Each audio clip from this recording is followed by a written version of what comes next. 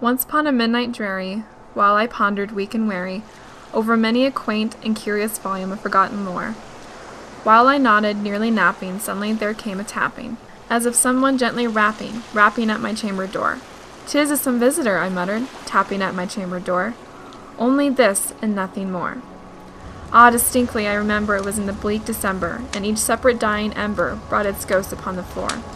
Eagerly I wished the morrow, vainly I had sought to borrow from my book surcease of sorrow, sorrow for the lost Lenore, for the rare and radiant maiden whom the angels named Lenore, nameless here for evermore. And the silken, sad, uncertain rustling of each purple curtain thrilled me, filled me with fantastic terrors never felt before. So that now, to the still beating of my heart, I stood repeating, "'Tis some visitor entreating entrance at my chamber door. Some late visitor entreating entrance at my chamber door. This is it, and nothing more." Presently my soul grew stronger, hesitating then no longer. "Sir," I said, "or madam, truly your forgiveness I implore. For the fact is, I was napping, and so gently you came rapping, and so faintly you came tapping at my chamber door, that I scarce was sure I heard you. Here I opened wide the door. Darkness there, and nothing more. Deep into the darkness peering, long I stood there, wondering, fearing, doubting, dreaming dreams no mortal ever dared to dream before.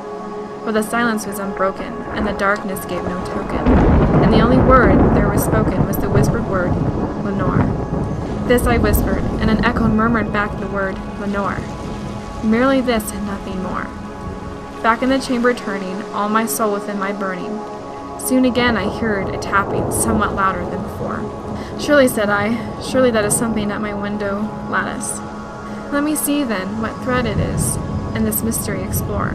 Let my heart be still a moment and this mystery explore. 'Tis the window and nothing more." Open here I flung the shutter, when, with a many a flirt and flutter, and there stepped a stately raven of the saintly days of yore. Not the least obeisance made he, not a minute stopped or stayed he, but with mine of lord or lady perched above my chamber door.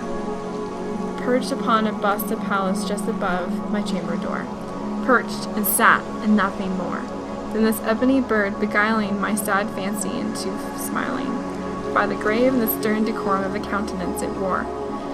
"Though thy crest by shorn and shaven thou," I said, "art sure no craven, ghastly grim and ancient raven wandering from the nightly shore.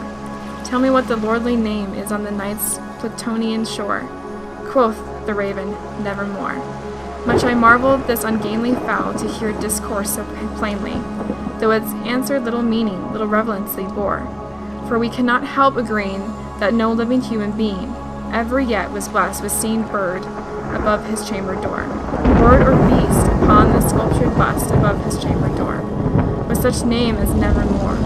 But the raven, sitting lonely on the placid bust, spoke only that one word, as if his soul in that one word he did outpour. Nothing further than he uttered, not a feather, then he fluttered, till I scarcely more than muttered, "Other friends have flown before. On the morrow he will leave, as my hopes have flown before." Then the bird said, "Nevermore." Startled at the stillness broken by a reply so aptly spoken, "Doubtless," said I, "what it utters is its only stock and store, caught from some unhappy master, whom a merciful disaster followed fast and followed faster, till his songs one burden bore, till the dirges of his hope that melancholy burden bore, of never, nevermore." But the raven still, beguiling all my sad soul into smiling, straight I wheeled as cushioned seat in front of bird and bust and door, that upon the velvet sinking I bet took myself to linking, fancy unto fancy, thinking what this ominous bird of yore, what the grim and ungainly, ghastly gaunt and ominous bird of yore meant in croaking, "Nevermore." This I sat engaged in guessing, but no syllable expressing, to the fowl whose fiery eyes now burn in my bosom's core. This and more I sat divining, with my head at ease reclining, on the cushion's velvet lining that the lamplight gloated o'er, but whose velvet violet lining with the lamplight gloating o'er she shall press, ah, nevermore. Then, methought, the air grew denser, perfume from an unseen censer, swung by seraphim whose footfalls tinkled on the tufted floor. "Wretch," I cried, "thy God hath lent thee, by these angels he hath sent thee, respite, and nepenthe from this memories of Lenore. Quaff, oh quaff this kind nepenthe, and forget this lost Lenore. Quoth the raven, nevermore. Prophet, said I, thing of evil, prophet still, if you bird or devil, whether temper sent, or whether tempest tossed, be here ashore. Desolate yet all undaunted, on this desert land enchanted, on this home by horror haunted, tell me truly, I implore. Is there balm in Gilead?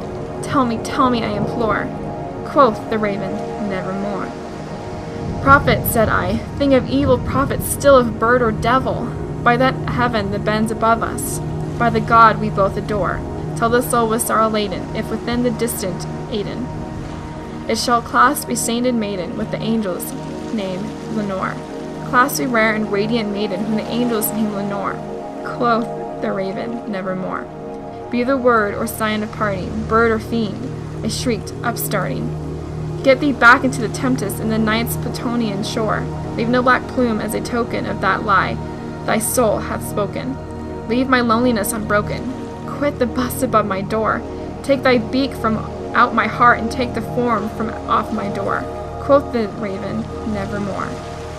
And the raven, never flitting, still is sitting, on the pallid bust of Pallas, just above my chamber.